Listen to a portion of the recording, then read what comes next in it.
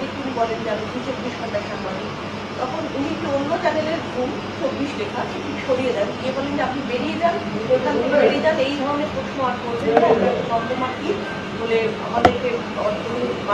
দেখুন, মিঠুন চক্রবর্তী সাংবাদিকদের সঙ্গে যখন, যে দলেরই আমরা যারাই কথা বলি, সাংবাদিকদের সঙ্গে কথা বলছি, আপনার প্রশ্ন আমার পছন্দ হতে পারে, নাও হতে পারে, আমি হয়তো উত্তর দেব কি উত্তর দেব না, কিন্তু আমি আপনার বুম ধরে আপনি বেরিয়ে যান, চলে যান, এগুলো শোভনীয় নয়।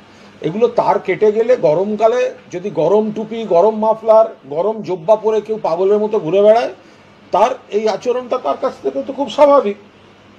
আপনি গরমকালে যদি ওই যে দুর্গাপুরের সভায় ওই গরমের মধ্যে একটা লোক, আপনি ভাবুন, ওই জব্বা পরে গরম টুপি পরে, তো তার মাথায় তার কাটবে না তো কার মাথায় কাটবে বলুন তো?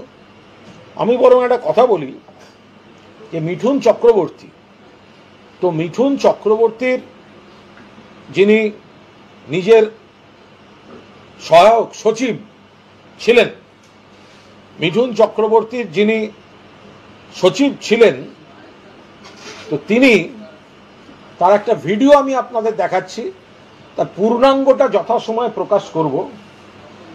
মিঠুন চক্রবর্তী কেন গেছেন বিজেপিতে সারদা রোজভ্যালি থেকে বাঁচতে?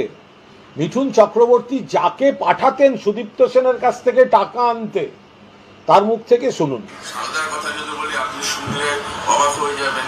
কি মিঠুন দা ভুলে গেছেন সারদাকে রাত্রি 1টা, 1:30, 2টোর সময় পাঠাতেন যে তার টাকা আনতে?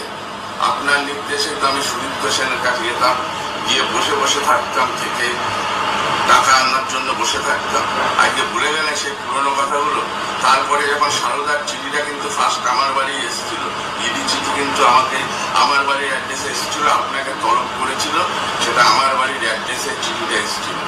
যেই দেখলেন আমি অনেক কিছু জানি, সুতরাং আপনি কি করলেন, আমার সাথে সম্পর্ক কাট করতে শুরু করলেন। কি মিঠুন দা রোজভ্যালিটা ভুলে গেলেন? রোজভ্যালির গল্পটা, হ্যাঁ, যখন রোজভ্যালির গৌতম বাবুকে যখন ধরে নিয়ে যাচ্ছে, তখন আপনি ভয়ের চোটে ওনার সাথে জয়েন্টলি একটা বই করেছিলেন, মনে আছে? বইটা তো বেরোয় না, কিন্তু সেখান থেকে মনে আছে আপনার 50% শেয়ার ছিল, ওইটার কাজ আমি করেছিলাম, মনে আছে?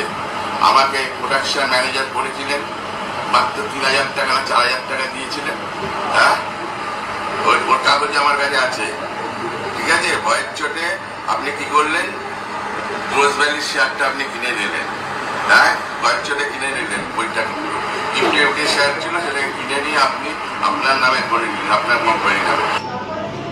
মিঠুন চক্রবর্তী আলকেমিস্ট, সারদা, রোজভ্যালির অভিযুক্ত।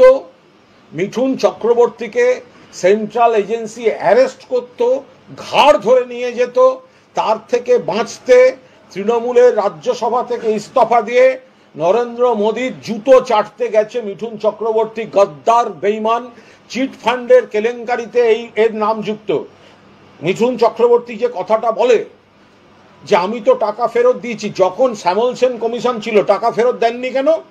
যখন ইডি নোটিশ দিয়েছে, এই নোটিশটা গেছিল এর বাড়িতে, আপনার সচিবের বাড়িতে আপনার নোটিশটা গেছিল, ইডির ঘাতানি খাওয়ার পর তারপরে আপনি টাকা ফেরত দেওয়ার নাটক করেছেন। মন থেকে যদি টাকা ফেরত দেওয়ার থাকতো তাহলে 2013 সালে এই টাকাটা ফেরত দেননি কেন?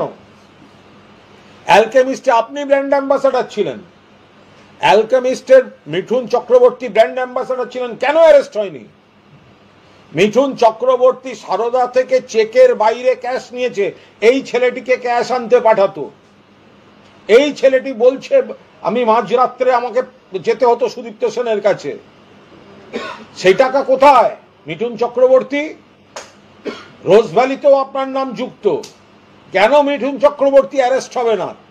মিঠুন চক্রবর্তী তদন্ত অ্যাভয়েড করার জন্য বিজেপির পায়ে গিয়ে পড়েছে।